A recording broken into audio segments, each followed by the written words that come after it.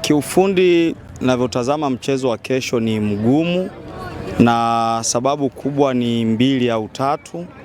Kwanza, Yanga ni mabingwa watetezi, kwa vote vile watakuwa wanapigania hadhi ya kuona namna ambavyo wanaweza wakafika fainali.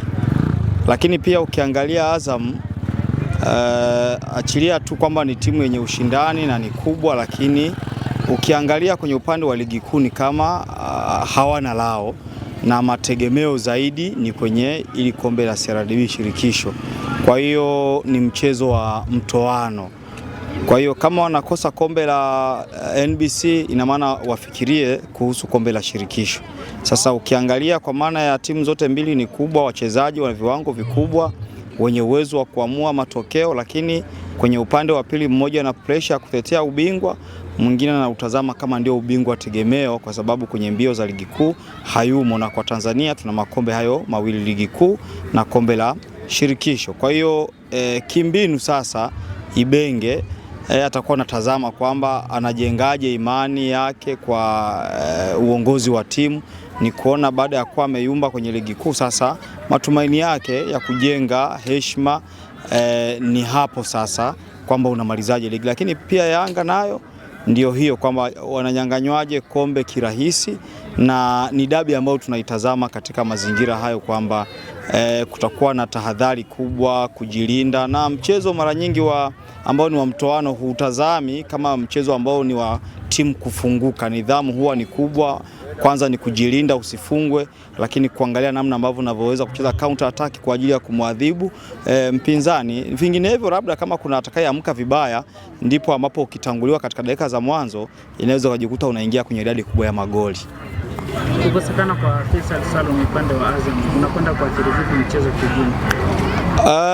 Ni kweli Faisal Salum ana kiwango cha kutosha kuiunganisha timu, kufunga, kutengeneza assist kama ambavyo takwimu zilivyo. Kwa hiyo unaposema unamkosa Fei, kwa maana moja au nyingine kuna athari kubwa ukilinganisha na namba 10 ambazo wanazo pale Azam. Uwezo wa Faisal kwa maana ya kuijua ligi, kuwajua Yanga, ile hamu tu ya kuifunga Yanga ni moja ya kitu ambacho huwa kinafanya mchezo uwe kwenye tension kubwa.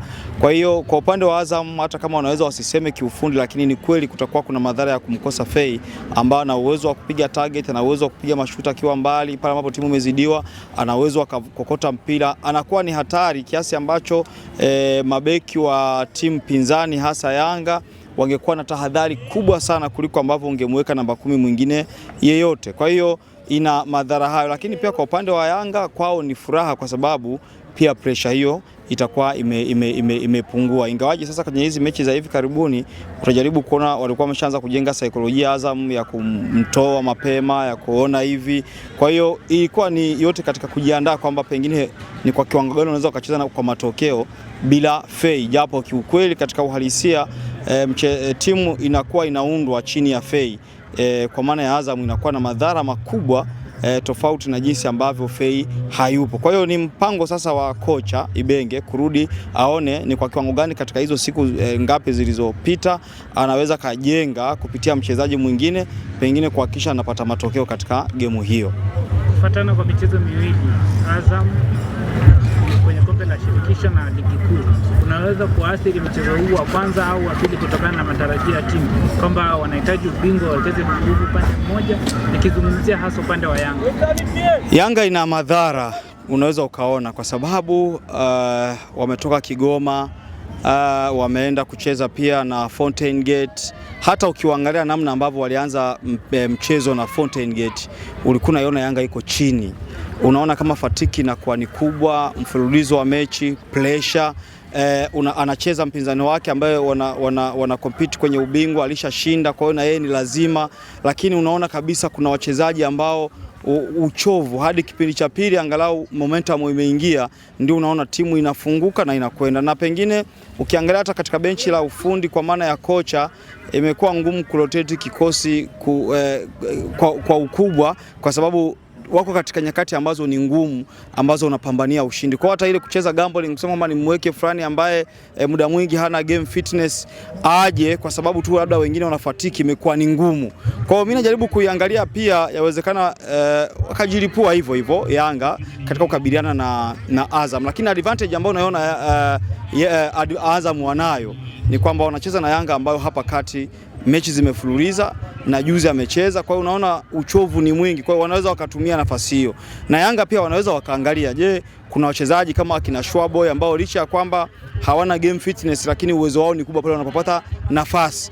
Kwa hiyo Yanga wataangalia ni mchezo upi ambao pia wanautaka, ni huu wa shirikisho au ni ule wa ligi kuu, kwa sababu yote kwao ni michezo muhimu. Iwapo wanaona shirikisho kuna umuhimu sana, pengine watapambana, waliski kupambana game zote mbili kwa namna moja, au watengeneze nguvu kwa maana ya kutunza nguvu, kucheza kawaida kwa kujilinda, kwenda kwenye tahadhari labda kusubiri penalty ili wanao watakachokipata, lakini mwisho wa siku watunze nguvu kwa ajili ya ligi kuu. Na ukiangalia kwa haraka kwa upande wa ligi kuu, Yanga wakati mwingine kama wana uwezo wa kushinda dhidi ya TRA na timu nyingine, kwa Azam wanahitaji sare, kwa sababu hadi sasa Yanga katika michezo iliyobaki, iwapo itashinda na mmoja kusare, tofauti ya magoli kati ya wao na Simba ni kubwa, ambao ni ngumu kusema Simba anaweza akaipita Yanga, kwa sababu na ushindi wa Simba imekuwa ni wa goli 1-2, wakati mwingine Yanga inakuwa 2-3, kwa hiyo gap linaongezeka.